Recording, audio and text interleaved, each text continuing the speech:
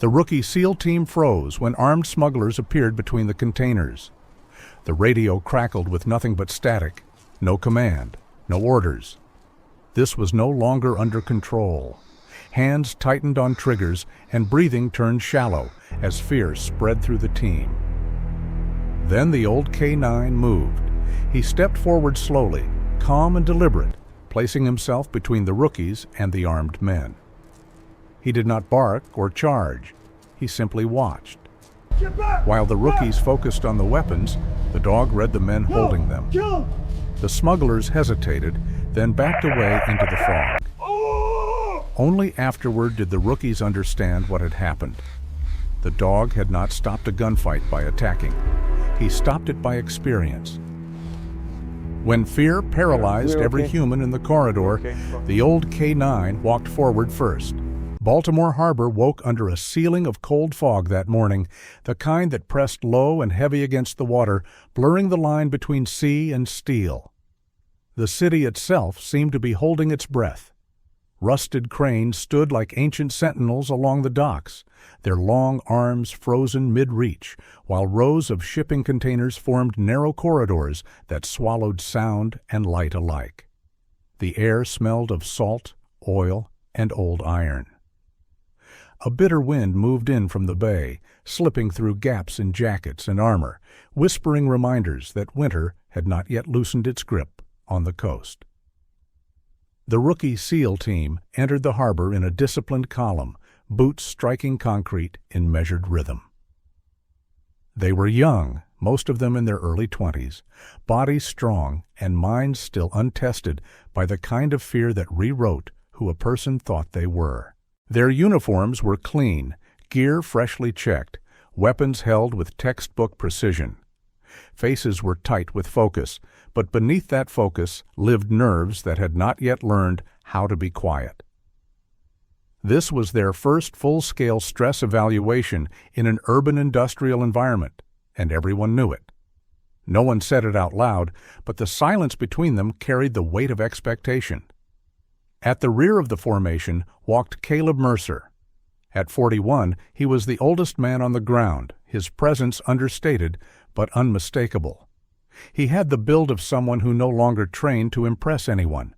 Broad shoulders worn slightly forward, as if shaped by years of carrying invisible weight.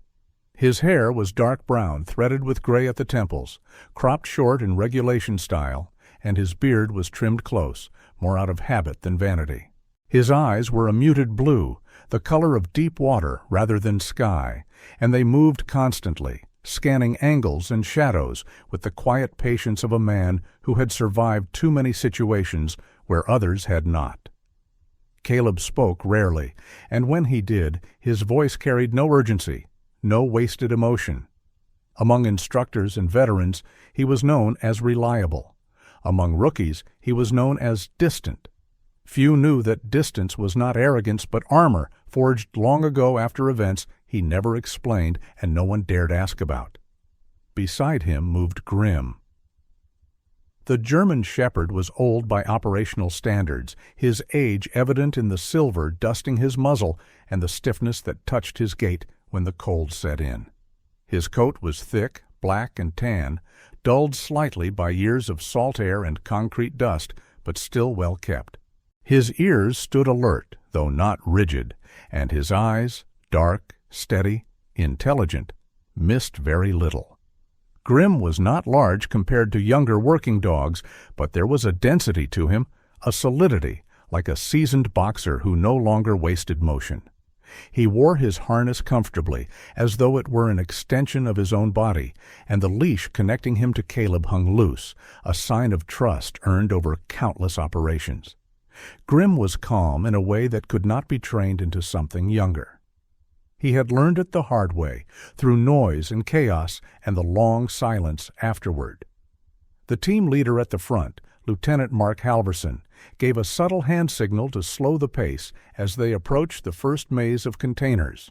Halverson was 32, lean and sharp-featured, with a confidence that came from competence rather than bravado.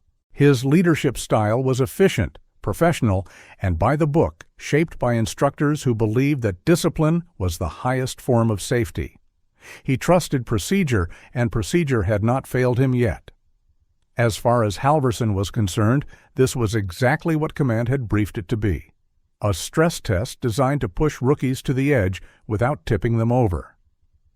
Caleb did not share that certainty. He felt it first in the air, a subtle wrongness that had nothing to do with temperature or visibility. Years ago, he might have dismissed the sensation as fatigue or instinct overreaching its bounds. Now he listened when it came. The harbor was too quiet, even for an early morning operation.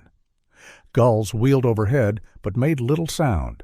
The wind threaded through metal corridors without the usual hollow echoes. Sound itself seemed absorbed rather than reflected.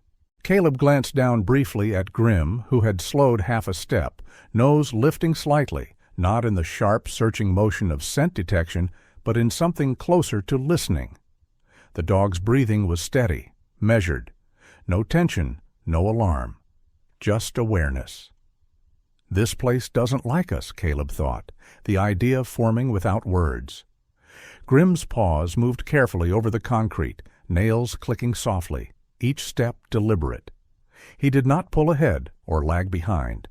He stayed exactly where he needed to be, shoulder aligned with Caleb's knee, a quiet anchor at his side. Grim had been with other handlers before Caleb, men younger, louder, more eager to command. Those relationships had been functional, professional, but shallow. With Caleb, something different had settled in over time. There were no unnecessary signals between them, no constant corrections. Caleb trusted Grim to read the world, and Grim trusted Caleb to decide what to do with what he saw. Ahead, the rookies entered the container maze. The corridors narrowed, steel walls rising on both sides, painted surfaces chipped and scarred with years of use. Condensation beaded along the metal, and the fog crept in after them, turning the space into a shifting gray tunnel. The sound of boots changed here, footsteps echoing slightly, then dulling again, uneven, unpredictable. One of the rookies, a tall, broad-shouldered man named Daniel Price, muscular and outwardly confident, rolled his shoulders as if to shake off the chill.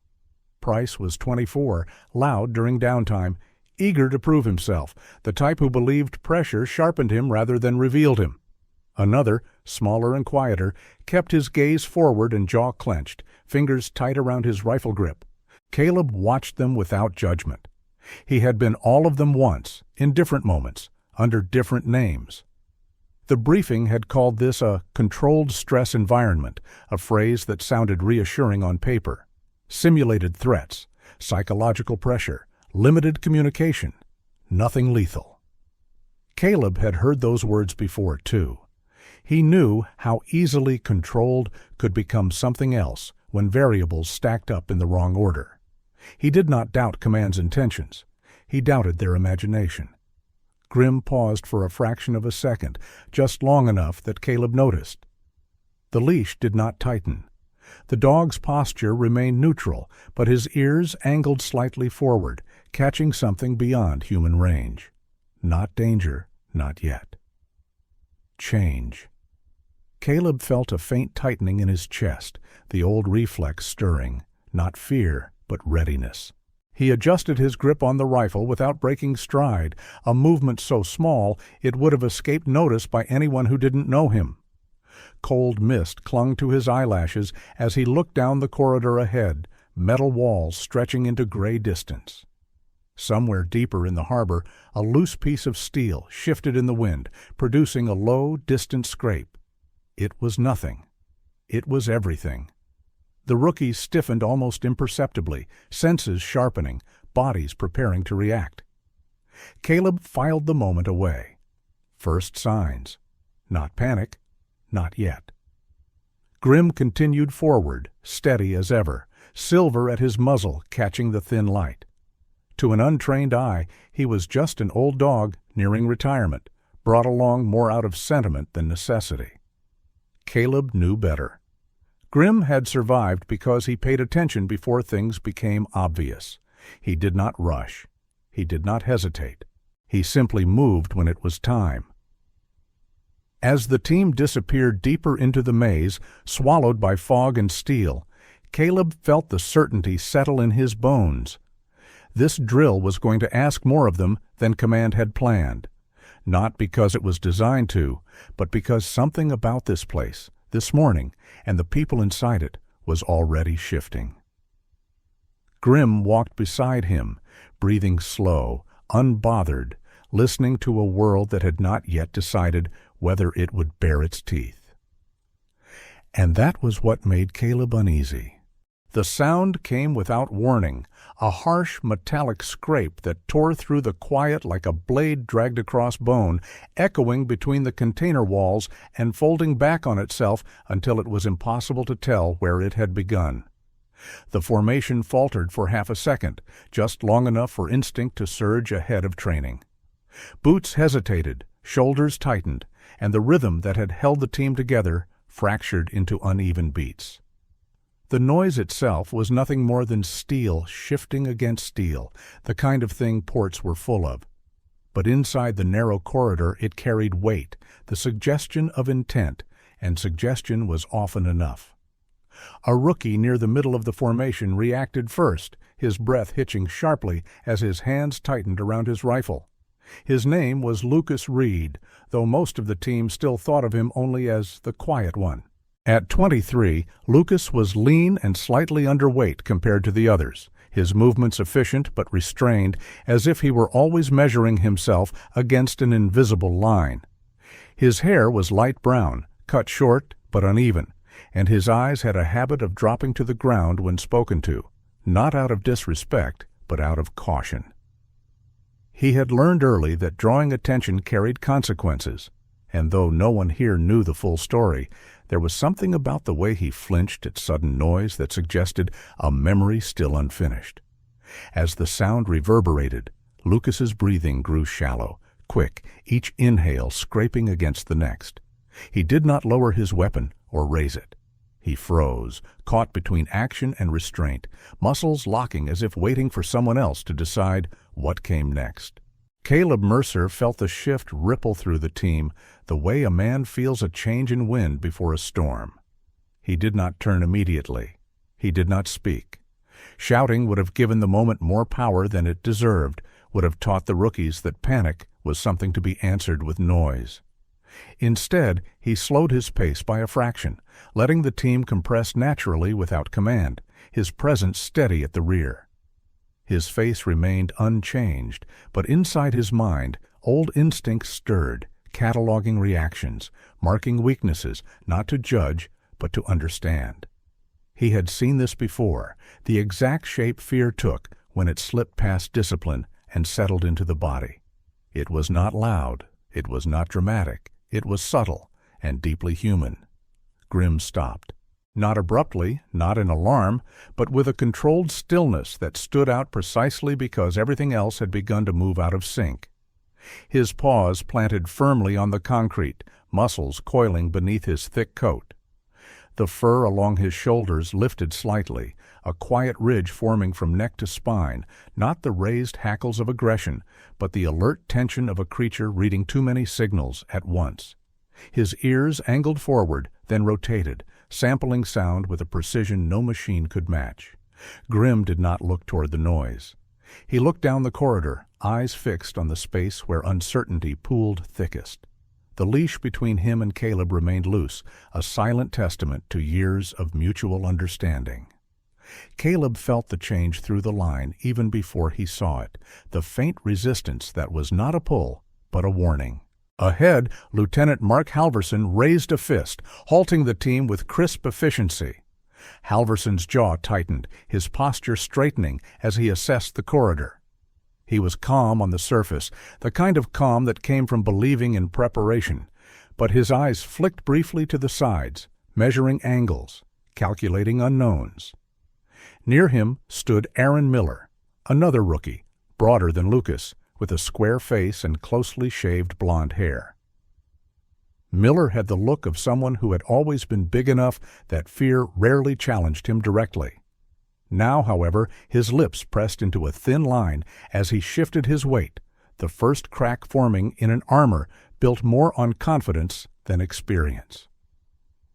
Further back, a woman named Jenna Ortiz swallowed hard and steadied her grip.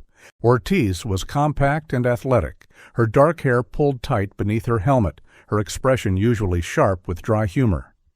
Today, that humor was gone, replaced by focus sharpened to a painful edge.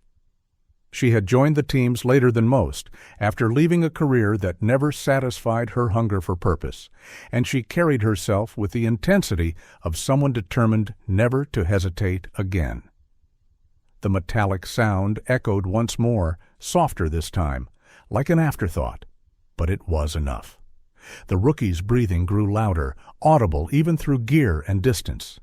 Fear did not announce itself with screams or chaos. It seeped in quietly, settling into hands, tightening throats, narrowing vision. Caleb recognized the moment for what it was. The threat was not the corridor, not the fog, not even the sound. The threat was internal, a collective turning inward that risked breaking the fragile trust holding the formation together. He took a single step forward, just enough to be seen in peripheral vision, and rested his free hand lightly against Grimm's harness, grounding both of them. Grimm remained still, gaze unwavering, his body a study in controlled tension. To someone unfamiliar with working dogs, he might have looked ready to lunge. Caleb knew better. This was Grimm listening, sorting signal from noise, deciding what mattered. The dog's age showed in the stiffness of his back legs, in the slight tremor that cold sometimes pulled from old joints, but none of that touched his focus. Grimm had lived through explosions and gunfire, through nights where the air itself seemed hostile. Compared to that, this was nothing. Yet he treated it with the same respect, the same caution, because complacency was a luxury neither of them could afford. Lucas's breath caught again, sharper this time, and for a fleeting second his finger tightened against the trigger guard. The movement was small, almost imperceptible, but in a space this tight, small mistakes carried long shadows. Caleb's eyes flicked to him, not in reprimand, but in assessment. He saw the way Lucas's shoulders had risen, locking his chest, the way his jaw clenched as if he were bracing for impact that had not come.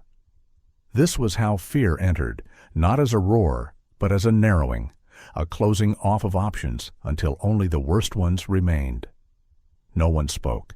The fog thickened, muffling distance, erasing context. Somewhere above them, a gull cried once and then fell silent. The team stood suspended in that moment, caught between what they had been trained to do and what their bodies urged them to do. Caleb let the silence stretch just long enough for the rookies to feel it, to recognize the discomfort without being consumed by it. He did not rush to fill the space. Experience had taught him that fear fed on haste as much as on doubt. Grimm shifted his weight slightly, the raised fur along his shoulders settling as his ears adjusted, tracking the environment anew. The change was subtle, but it mattered. It told Caleb that whatever had moved had stopped, that the immediate unknown had not advanced. The danger, such as it was, remained abstract. The real work now was keeping it that way. When Halverson finally lowered his fist, his voice came low and controlled. A single instruction passed forward with precision. The team resumed movement, slower now, more deliberate. The rhythm was different, not broken, but altered, each step taken with heightened awareness. Fear had slipped in, quiet and unwelcome, but it had not yet taken control. Caleb fell back into position, Grimm moving beside him, steady as ever.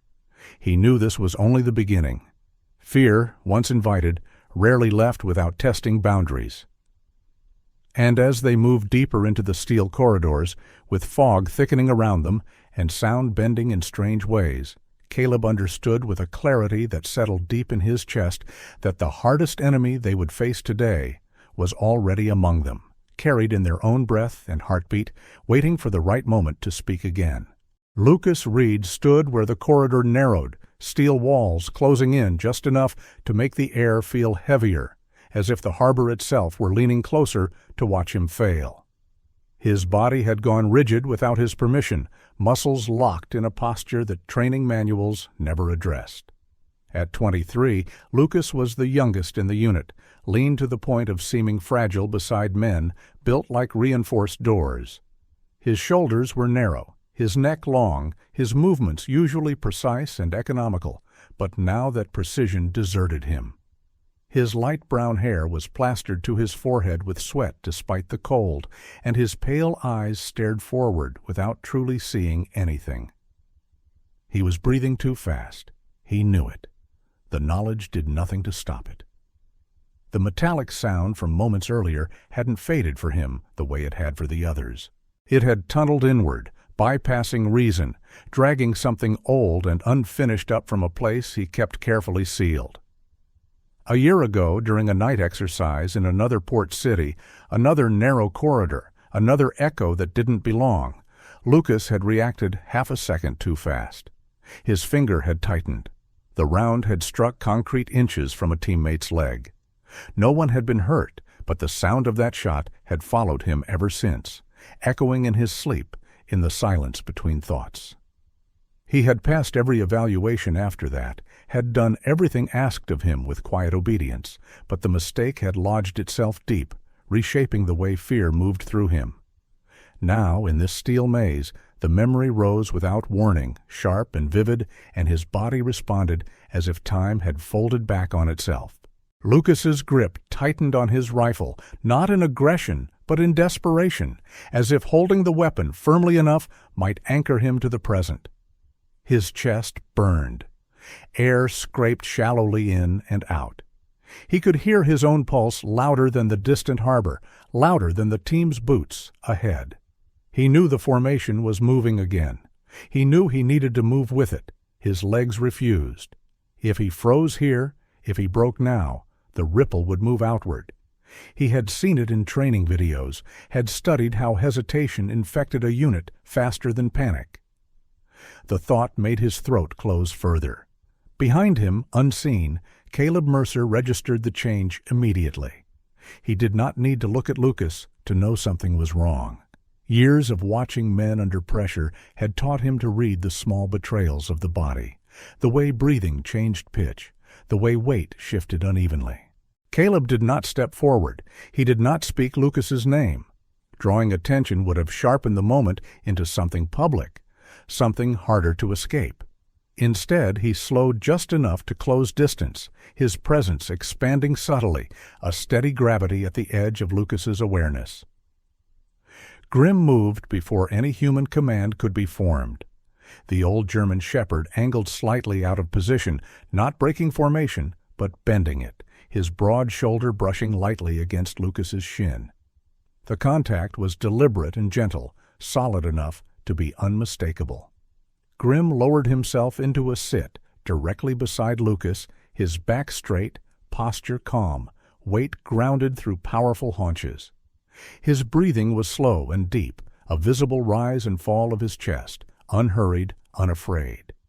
His dark eyes did not search the corridor or flick toward the source of the noise.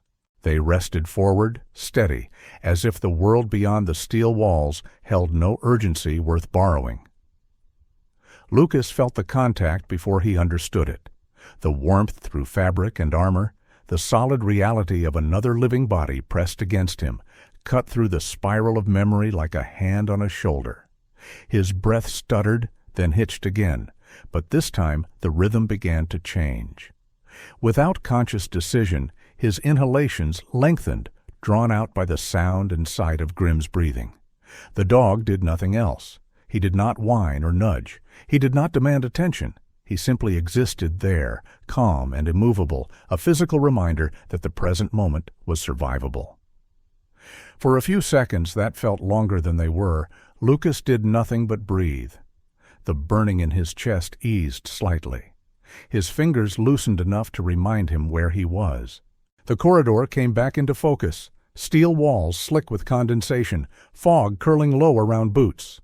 The memory did not disappear, but it loosened its grip, retreating just enough to allow space for something else. Control, fragile but real. Caleb watched the interaction from the corner of his eye, his face unchanged. He did not intervene. Grim knew this terrain better than any instructor ever could. The dog had spent years around men whose fear had nowhere to go, men who learned to hide it behind silence and muscle.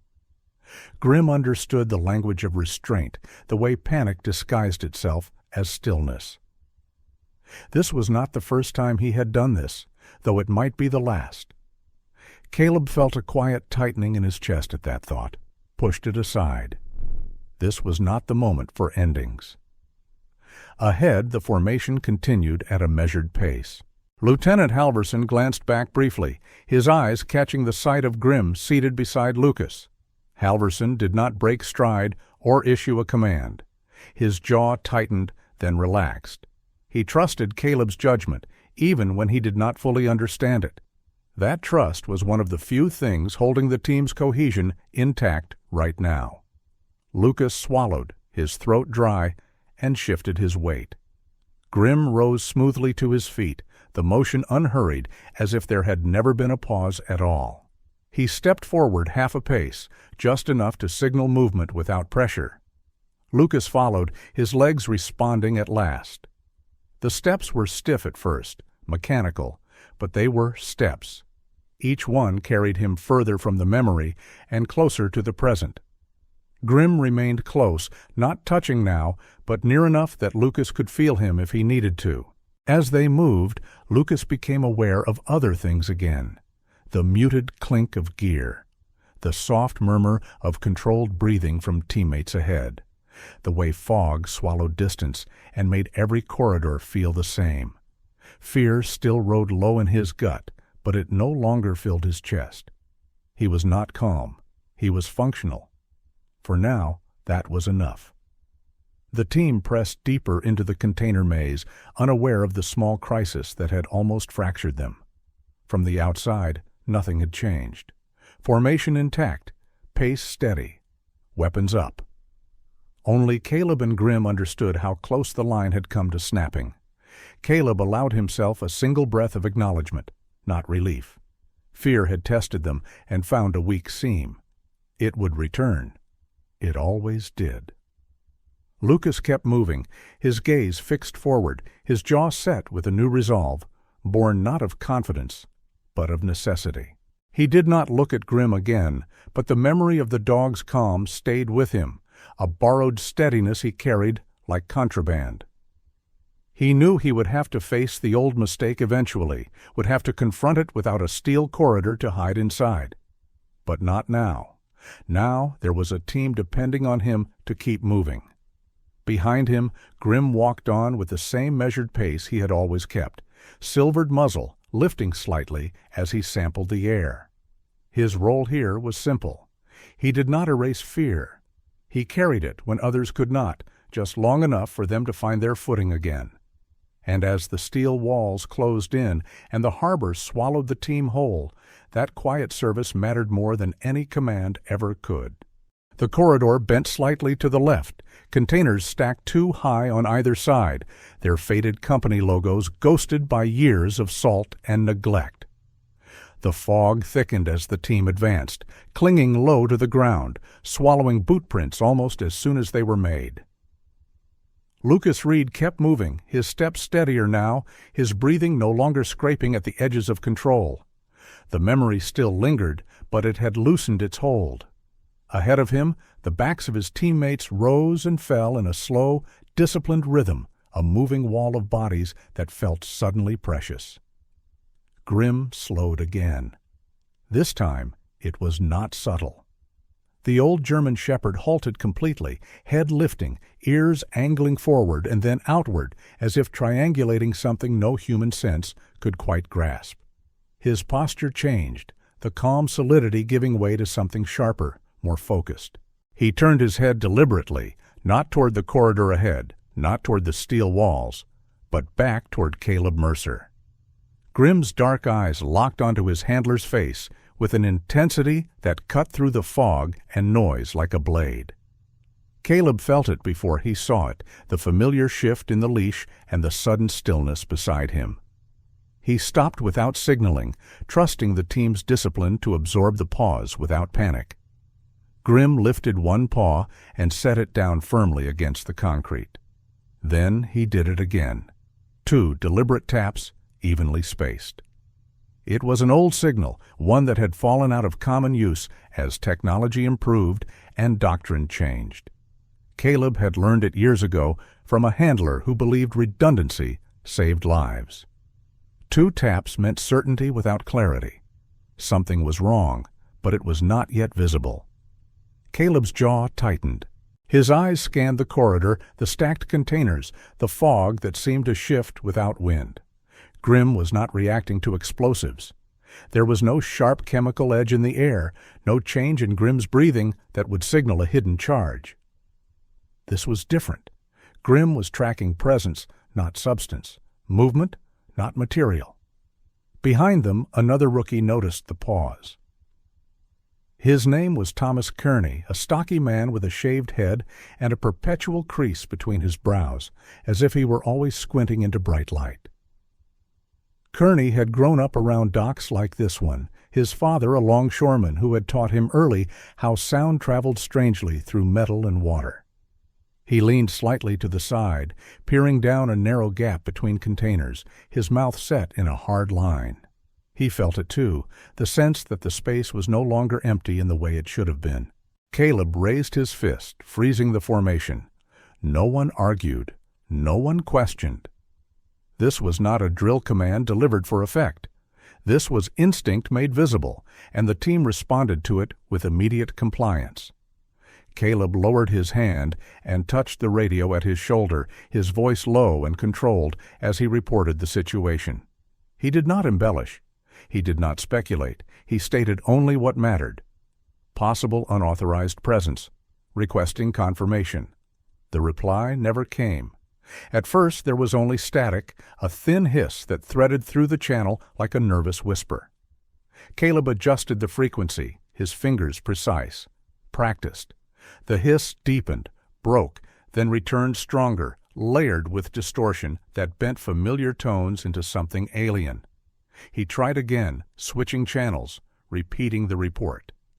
Silence followed, heavy and absolute. No acknowledgement. No correction. No calm voice from command, reminding them this was only a test.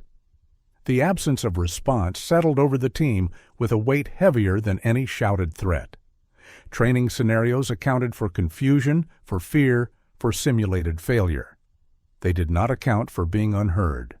Lucas felt his stomach tighten, the earlier calm threatened by a new uncertainty. He watched Caleb's profile, searching for cues, for reassurance. Caleb's expression did not change, but something in his eyes sharpened, focus narrowing as possibilities reordered themselves with ruthless efficiency. Grim shifted his stance, angling his body slightly toward a narrow cross corridor that branched off ahead, a darker seam in the fog. His tail remained low and still.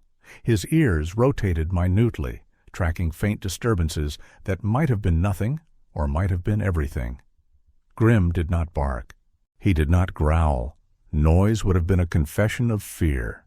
Instead, he stood as if carved from the same steel that surrounded them, attention fixed on that unseen point. Caleb felt the implications unfold with cold clarity. This was not a misfiring speaker or a dead zone created by stacked containers alone. The interference was too complete, too sudden. Either the environment was actively blocking their signal, or someone else was. Neither option belonged in a controlled exercise. He glanced toward Lieutenant Halverson at the front of the formation. Halverson met his gaze, understanding passing silently between them. Procedure dictated withdrawal in the face of compromised communication. Experience argued for caution without retreat. A gust of wind slid through the corridor, carrying with it the faintest sound of movement, a soft scrape that did not match the rhythm of the harbor or the groan of settling metal. It was brief, easily dismissed, but Grim's ears twitched in response, his head tilting a fraction. That was enough. The truth, whatever shape it took, was close enough now to be felt. Caleb lowered his radio, fingers tightening briefly around the casing. He did not look at Lucas or the others. He looked at Grim.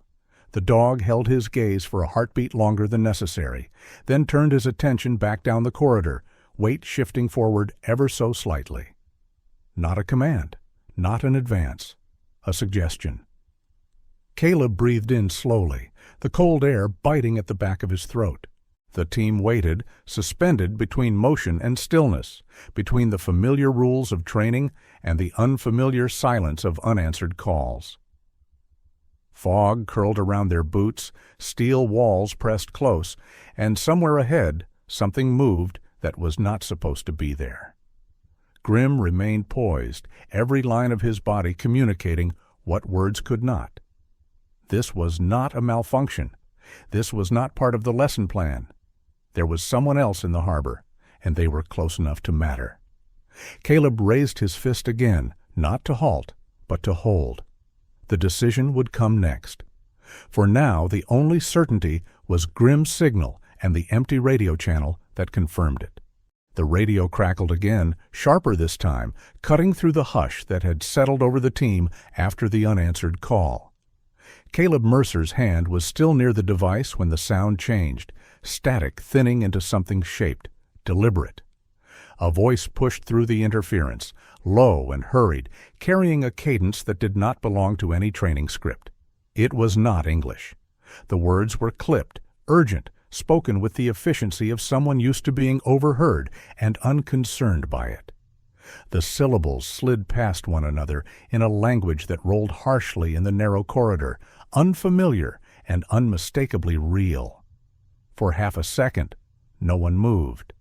The rookies froze, minds scrambling to place what they had heard into a category that felt safe.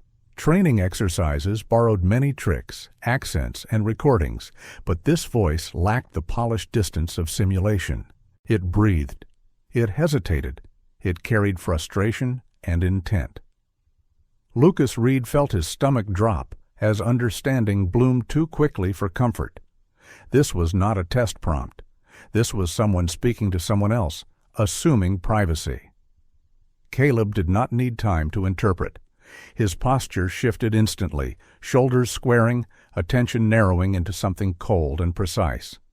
He lowered the radio slowly, eyes lifting to scan the corridor as if the voice itself had left a physical trace.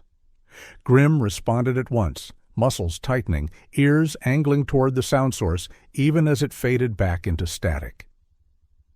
The dog's breathing remained steady, but his body leaned subtly forward, ready in a way that left no room for doubt. Lieutenant Halvorsen turned his head just enough to catch Caleb's eye. Halvorsen's face was pale beneath the grime streaking his cheek, his earlier certainty cracked open by the sound of that voice. He had trained long enough to recognize the difference between stress and surprise. This was surprise. He lifted his radio, repeating the call to command, his tone sharper now, urgency threading through discipline. The response was the same. Nothing. The channel remained dead except for the faint hiss of interference like distant rain on metal. The implications moved fast. Ports like this one were arteries of commerce and corruption alike, places where legitimate shipments passed within arm's reach of contraband. Criminal groups knew how to hide in the noise, how to move when attention was elsewhere. A scheduled military exercise was not just cover, it was opportunity. Caleb's mind assembled the pieces with brutal efficiency. Someone had known the timing. Someone had trusted the chaos of a drill to mask movement. And someone was close enough now that their radio traffic had bled into a channel it should never have touched. A new figure edged into view at the front of the formation as the team adjusted positions. Her name was Sarah Whitmore, a civilian port security liaison assigned to observe portions of the exercise from a distance. She was in her mid-30s, tall and spare, with sharp cheekbones and dark hair pulled back into a tight knot that emphasized her no-nonsense demeanor. Sarah wore a heavy jacket over plain work clothes, her posture rigid with the discipline of someone who had learned to keep emotions contained. Years earlier, a smuggling operation had cost her a colleague and nearly her own life, leaving her cautious to the point of severity. She had been quiet until now, eyes scanning the steel maze with a practiced wariness. When she heard the voice, her jaw tightened and her hand curled unconsciously into a fist. She did not need translation to recognize a breach. "That wasn't ours," she said softly, breaking the silence without raising her voice. Her tone carried certainty, not fear. Caleb nodded once. He did not need confirmation. Grimm stepped half a pace forward, nose lifting, catching faint traces carried by the damp air. Oil, rust, human sweat not their own. The harbor was no longer empty. Lucas felt the earlier calm slip, replaced by something heavier, but clearer. Fear sharpened into awareness. This was no longer about performance evaluations or reputations. This was about real people making real mistakes with real consequences. He adjusted his stance, grounding himself the way Grimm had shown him minutes earlier, breathing slower, deeper. Around him, the other rookies did the same, drawn together by a shared understanding that training had just ended without ceremony. Another burst of radio chatter bled through, louder this time, closer. The language was still foreign, but the tone had shifted, irritation creeping in, urgency rising. Whoever was speaking had realized something was wrong. They knew someone else was listening. Grimm's ears pinned forward, and he angled his body toward a side corridor where the fog thickened unnaturally, curling as if disturbed by recent movement. Caleb raised his hand, signaling a silent shift. The team adjusted, spreading slightly, covering angles without breaking cohesion. He glanced toward Sarah. She met his gaze, eyes steady, fear replaced by resolve. She had not been trained for this, not like them, but she understood stakes when she heard them. "This isn't a drill anymore," she said quietly, stating the obvious because sometimes truth needed to be spoken to anchor it. "No," Caleb replied. His voice was calm, stripped of any unnecessary weight. "It isn't." The absence of command support pressed in on him. No overwatch, no rapid response. Just steel corridors, fog, and a team whose first real test had arrived disguised as something else.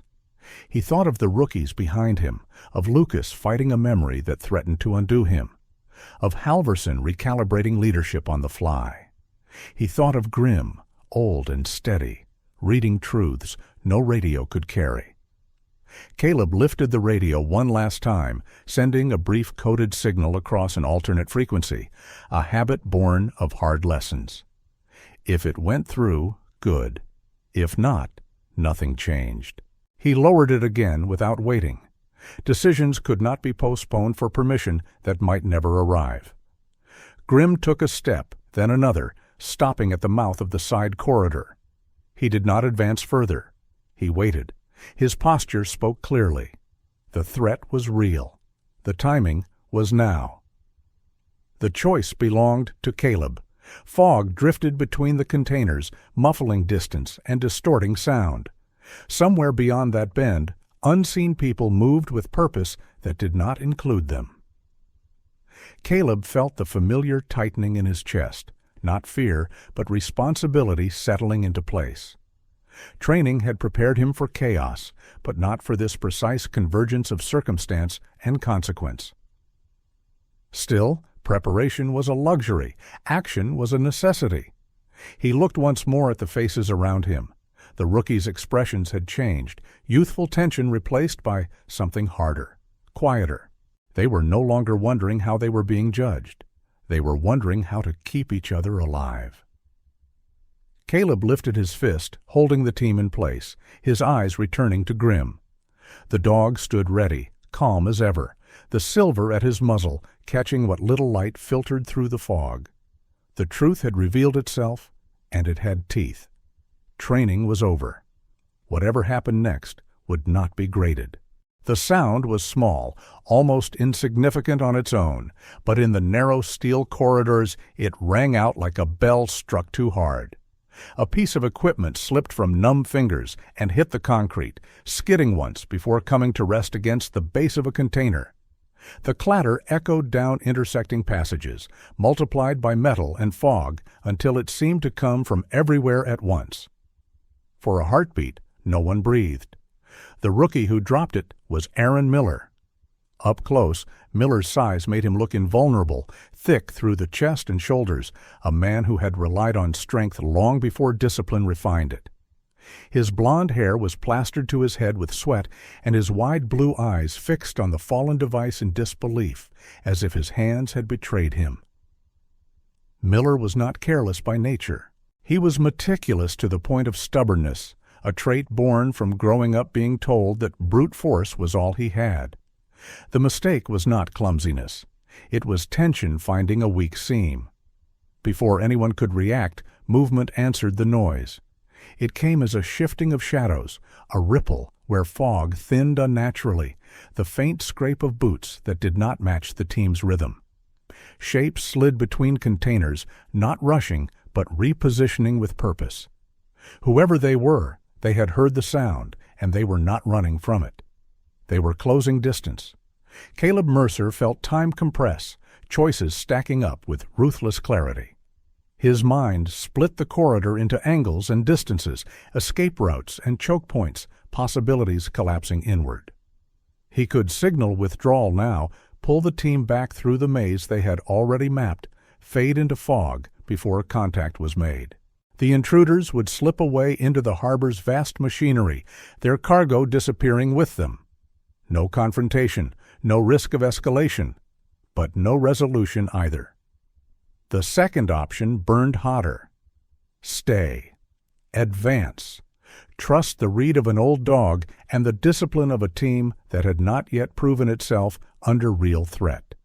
It meant stepping forward without support, without confirmation from command, with the very real possibility that the rookies would face live opposition before they were ready.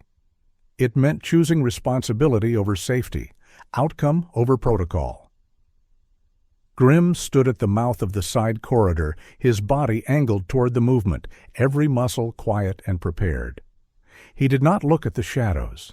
He looked at Caleb. The leash between them was still, neither taut nor slack, a simple line of connection that carried years of shared decisions. Grimm's breathing was slow. His tail hung low and motionless. There was no fear in him, only readiness. Behind Caleb, the team held position, tension vibrating through them like a held note. Lucas Reed felt it keenly, the fragile calm he had regained threatened by the sound of movement ahead. His chest tightened, but this time he recognized it for what it was. Fear asking permission. He planted his feet, grounding himself the way Grimm had shown him earlier, eyes fixed forward. If he broke now, it would not just be his failure. It would belong to all of them. Sarah Whitmore shifted her weight near the rear of the formation, her gaze flicking between the darkened corridors. The harsh overhead light caught the sharp planes of her face, highlighting lines etched there by years of vigilance. She had seen smugglers vanish into places like this before, had watched cases go cold because no one had been willing to push past uncertainty. Her caution was not cowardice, it was memory. She understood the cost of both action and inaction, and she watched Caleb now with an intensity that spoke of hard-earned respect. Another shadow moved. Closer this time. The faint murmur of voices carried through the fog, still not English, still urgent. The intruders were adjusting, responding, turning the harbor into a living map, only they seemed to understand. Caleb closed his eyes for the briefest fraction of a second, not in doubt, but in focus. He thought of the rookies behind him, of Halverson recalibrating plans on instinct, of Miller's dropped equipment lying like an accusation between them and the unknown. He thought of Grimm, old and steady, reading truths that no censor could. The choice settled into place with the quiet finality of something that had already been made. He loosened his grip on the leash.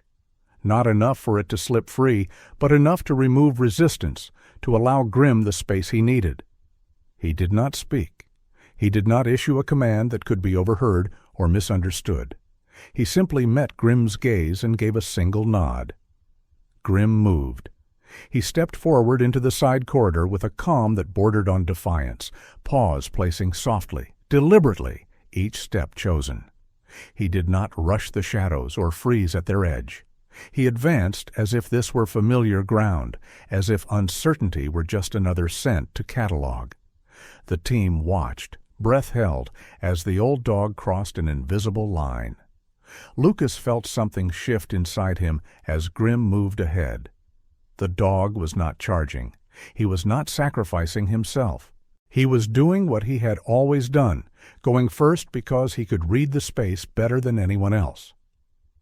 Lucas tightened his grip on his rifle, not out of panic, but readiness, and took a half-step forward without realizing it. Around him, the rest of the team adjusted almost imperceptibly, angles covered, focus sharpened. Miller swallowed hard, shame and resolve warring on his face, then nudged the drop device back into place with his boot, his movements careful and controlled now. The mistake had been made. It did not need to define him. The shadows ahead paused. The murmured voices cut off mid-sentence. Grim stopped, head lifting, ears pricked, the silver at his muzzle catching a sliver of light. He stood there, alone in the narrow passage, a living question mark. Caleb felt the weight of his decision settle fully now. There would be no clean retreat after this. Whatever happened next would ripple outward, shaping how this day was remembered. He raised his hand, not to halt, but to steady, holding the team in a state of poised readiness. Fog curled and shifted, the harbor holding its breath once more. The choice had been made, not loudly, not heroically, but with a quiet nod and a slackened leash. Trust had been placed where certainty could not go. Grim had gone first. What followed would belong to all of them. The first sign was not movement, it was absence. The fog ahead lay too still, undisturbed in places where footsteps should have marked it. Grim slowed until the leash barely moved, his body lowering by degrees as if gravity itself had increased. His ears rotated sharply, not locking onto a sound, but searching for the lack of one. Then the shadows shifted. 3 figures broke from cover at once, not charging, not confronting, running. Their boots struck concrete hard and careless now, discipline abandoned in favor of distance. One of them glanced back, eyes wide beneath a hood, catching sight of armed silhouettes through the fog. That was all it took. They scattered between the containers, vanishing into the maze with the speed of men who knew exactly how little time they had left. Caleb Mercer did not order pursuit. He did not need to. The way they ran told him everything. These were not fighters. They were carriers. And carriers only ran like that when they had already dropped what mattered. Grim did not follow the fleeing men. He moved in the opposite direction. The old German shepherd stepped forward slowly, nose lifting, then stopping abruptly beside a dark shape half hidden near the base of a container. A small, hard-sided suitcase lay on its side, scuffed and unmarked, the kind sold in airport shops and forgotten on luggage carousels. It looked harmless. That was the most dangerous thing about it. Grim froze inches away from it. His body went rigid, not in aggression, but in restraint so complete it bordered on pain. His breathing slowed to almost nothing. His tail dropped flat. The air around the case carried a sharp, unnatural bite that did not belong to fuel or metal or human sweat. Grim did not touch it. He did not sniff closer. He sat, straight-backed, blocking it with his body. Lucas Reed felt his stomach turn cold. He had seen explosives before. This was different. Grim's posture was wrong for bombs. Too controlled, too deliberate. This was not something that would detonate. This was something that would poison. Caleb understood a half-second later. The smugglers had not been afraid of the team. They had been afraid of being caught holding that case. The moment armed men appeared, the risk equation changed. Better to abandon the cargo than die with it. A rookie behind Lucas shifted instinctively, one boot scraping the ground as he leaned for a better look. Grimm's head snapped toward the sound instantly. Not a bark, not a growl. A warning sharp enough to cut through muscle memory. One more careless step and someone would cross a line that could not be crossed back. Caleb raised his hand slowly, palm open, freezing the team where they stood. His voice would have carried too far. His gesture was enough. "That's radiation," Sarah Whitmore said quietly from behind, her face pale now, all color drained by recognition. She had seen the aftermath once, years ago, when a stolen industrial source had gone missing for 3 days before being found in a scrapyard. The men who handled it without protection had not died quickly. That memory had never left her. Grimm shifted his weight again, angling his body to shield the suitcase completely. This was not training. K-9s were not taught to sit on threats they did not understand. Grimm understood this one. The scent of shielding material, the faint metallic heat where there should have been none. A danger that did not shout, did not tick, did not blink. It simply waited. Lucas's heart pounded so hard he thought it might betray him. He realized with sudden clarity that Grimm was the closest living thing to the case. If anyone rushed it, if anyone panicked, Grimm would take the exposure first. The thought landed like a blow. Lucas stepped forward. He moved slowly, matching Grimm's pace exactly, placing his boots where the dog had placed his paws. Every instinct screamed at him to keep distance, but distance would not keep Grimm safe. He stopped just behind the dog's shoulder, close enough to feel the heat of his body, far enough not to disturb the air around the case. His hands trembled despite his effort to steady them. He did not lower his weapon. He did not raise it. He simply stood. Caleb watched without stopping him. This was not bravery. This was necessity. Grimm could not hold this alone. The wind shifted, just slightly.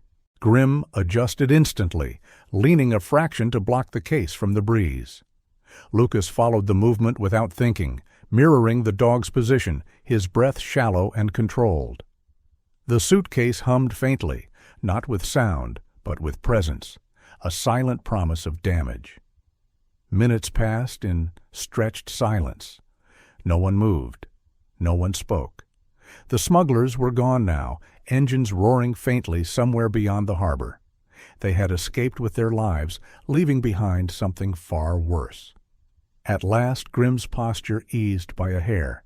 The immediate risk had stabilized, not vanished. Stabilized. He turned his head just enough to look back at Caleb. The message was clear. Do not approach. Do not touch. Call it in. Caleb nodded once. He had never trusted a decision more. Lucas felt his knees weaken only after Grimm shifted back, creating space between himself and the case.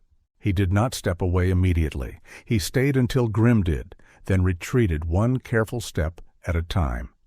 He had not fired a shot. He had not chased anyone. He had simply stood where it mattered. The harbor exhaled around them. They were alive. The city beyond the fog was alive. And all of it had come within a breath of invisible death because of a suitcase no one would have noticed without an old dog willing to stand in front of it. The harbor looked different in daylight. The fog had lifted by the time command arrived, revealing steel and water laid bare under a pale sky that showed no sign of what had almost happened there.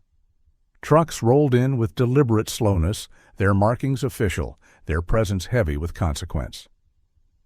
Men and women in protective gear moved with careful precision around the container and the abandoned suitcase, every step measured, every gesture restrained. No one touched anything they did not have to. The danger had not vanished. It had merely been contained. Caleb Mercer stood a short distance away with the team, watching the operation unfold. His posture was relaxed now, but his eyes remained sharp, tracking details out of habit rather than necessity. He felt the weight of what had passed settle into something quieter, something that would not fully surface until later. Nearby, Lucas Reed stood with his hands resting loosely at his sides, shoulders slumped just enough to betray exhaustion. In the harsh light of afternoon, Lucas looked younger than he had in the corridor, his lean frame almost fragile again now that adrenaline had drained away.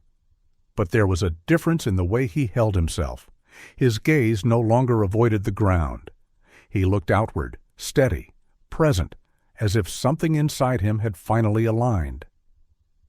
Sarah Whitmore spoke first when command finished securing the site.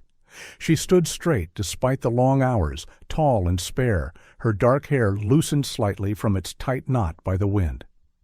The severity that usually defined her expression had softened, replaced by something closer to sober relief. Years ago, she had watched a similar incident spiral out of control because no one on the ground had trusted their instincts. That failure had hardened her, made her cautious to the point of isolation. Today, she allowed herself a small exhale. The system had bent, but it had not broken. The commanding officer, a broad-shouldered man with graying hair and a face carved by decades of service, addressed the team without ceremony. His voice carried across the concrete, even and unadorned. He acknowledged what everyone already knew. The exercise had gone beyond its intended scope. Safeguards had failed.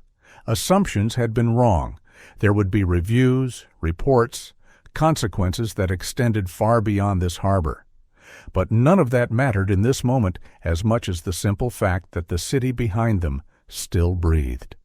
When his gaze settled on Lucas, it held there for a beat longer. The officer spoke Lucas's name and stated the decision plainly. Lucas Reed was to be assigned as acting training lead for the remainder of the cycle. Not a promotion. A responsibility. A recognition that when fear stopped being theoretical, Lucas had not stepped back. He had stepped in. Lucas absorbed the words in silence. He did not smile. He did not straighten or salute with extra force. His throat tightened, and he nodded once, understanding the weight behind the appointment. This was not a reward. It was trust, and trust demanded more than confidence. It demanded consistency. Grim lay nearby, his large frame stretched out on the cool concrete, eyes half closed, but ears still alert. In the softer light, his age showed more clearly. The gray around his muzzle looked heavier now, his breathing deeper, slower. He had not moved much since the site was secured, conserving energy in the way old working dogs learned to do. When a technician passed too close to the container, Grim lifted his head briefly, watching until the person moved away again. Only then did he rest his chin back on his paws. The decision regarding Grim came quietly, without debate. It had been approaching for some time, acknowledged but never spoken aloud. Today made it unavoidable. Grim's service record would be closed with full honors. No more operations, no more deployments. His final action would stand as his last. Caleb knelt beside him when the words were spoken, resting a hand on the thick fur at the back of Grim's neck. The dog's coat was warm beneath his palm, familiar in a way few things were anymore. Caleb did not feel loss yet. That would come later, in silence, when there was time for it. For now he felt something closer to completion. The sun began its descent toward the water as equipment was packed away, and the harbor slowly returned to its usual rhythm. The light turned amber, glinting off steel edges and rippling across the bay. The city skyline caught the glow, windows flashing briefly before fading into shadow. It was the kind of evening that invited reflection whether one wanted it or not. Caleb rose and walked with Grim toward the edge of the pier, the team giving them space without being told. Grim moved a little slower now, joints stiff, but his head was high, his presence still commanding attention without effort. The sea wind carried the familiar cold, sharp against skin, reminding them that nothing here was gentle by default. Caleb stopped and crouched again, placing both hands on Grim's head, thumbs brushing lightly over the silvered fur. He spoke softly, his voice meant only for the dog. He did not explain, he did not thank. He simply told the truth as he understood it. Not everyone stepped forward because they were fearless. Some stepped forward so others would learn how. Grimm's tail thumped once against the concrete, slow and deliberate. He did not need words either. He had done what he was built to do. The rest belonged to the people now. Behind them, Lucas watched the scene unfold, the meaning settling into him with a weight that did not crush, but steadied. He understood now what leadership looked like when it was stripped of rank and noise. It looked like presence. It looked like restraint. It looked like knowing when to stand still so others could move. The sea remained cold as the sun slipped below the horizon, waves breaking softly against the pilings. The harbor lights flickered on, one by one. The formation gathered again, looser now, but unshaken. Fear had not vanished from them. It never did. But it no longer owned their steps. Someone had carried it long enough for the rest to learn how to walk with it. In life, miracles rarely arrive with thunder or light from the sky. Most of the time, they arrive quietly. They arrive through someone who steps forward when others freeze, through a calm presence when fear is loud, through guidance that feels ordinary until you realize it saved you. In this story, the miracle was not strength. It was not weapons. It was not experience alone. The miracle was timing. The miracle was restraint. The miracle was an old dog moving first, as if guided by a hand no one else could see. Many people believe God only works through grand moments. But Scripture reminds us that God often works through the small and faithful, through those willing to stand still so others can breathe, through those who carry fear so others can walk forward. In our daily lives, we face moments just like this.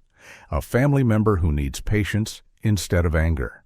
A stranger who needs kindness instead of judgment. A moment where fear tells us to run, but faith tells us to stand. You may never walk through a foggy harbor.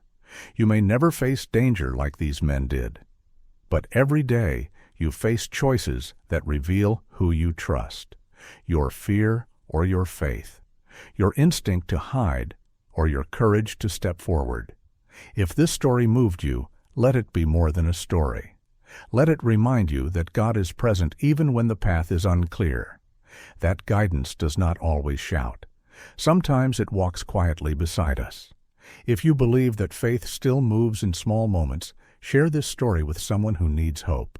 Leave a comment and write Amen if you believe God still guides us when fear tries to lead. Subscribe to the channel so more stories like this can reach those who need encouragement.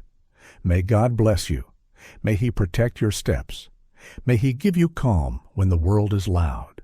And may you always recognize the quiet miracles walking beside you. Amen.